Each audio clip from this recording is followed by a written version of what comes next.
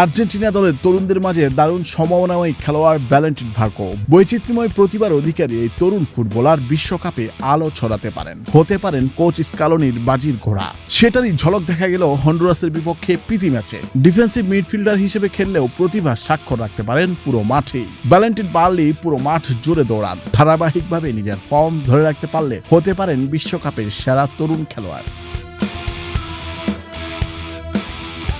বার্কোর energy এবং work rate এমন যেন প্রতিটি ম্যাচের মুহূর্তে নিজেকে উজাড় করে দিচ্ছেন। ট্যাকলে আগ্রাসী, ডুয়েলে নির্ভীক, প্রতিপক্ষের সঙ্গে শারীরিক লড়াইয়ে দারুণভাবে সফল বার্কো। বল পায়ে গোলের সুযোগ তৈরি করতে পারেন, কৌশলী পাস দিয়ে মাঠে প্রভাব বিস্তার করতে পারেন। ডিফেন্স লাইনে নেমে এসে তৃতীয় সেন্টার ব্যাকের ভূমিকাও পালন করতে পারেন স্বাচ্ছন্দ্যে।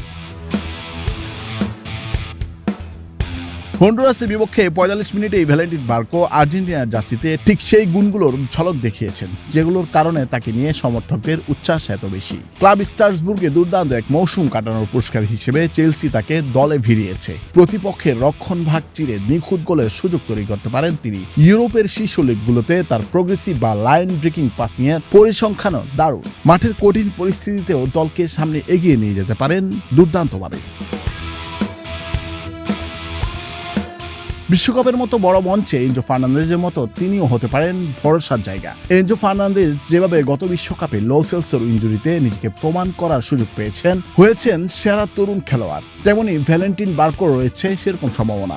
যদি নিজের সামর্থ্যের ছাপ রাখতে পারেন ঠিকঠাকভাবে, তাহলে আর্জেন্টিনা হয়তো আবারও এমন একজন ফুটবলার পেতে যাচ্ছে যে আগামী অনেক বছর দলের গুরুত্বপূর্ণ স্তম্ভ হয়ে থাকবেন।